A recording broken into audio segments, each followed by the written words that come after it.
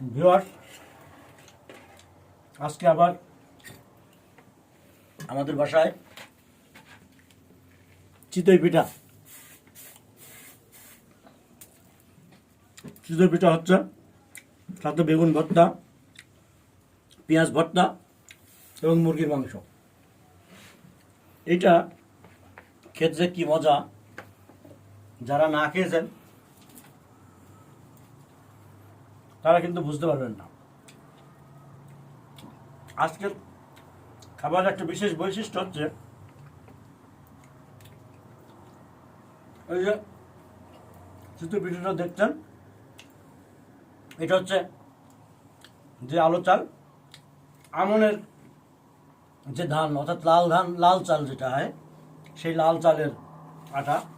লাল চালের আটা কিন্তু অনেক মজা। আমরা সাধারণত খাই সাদা চালের আটা, অর্থাৎ BR11 বা এরি ধান যেটাকে বলে সেটা।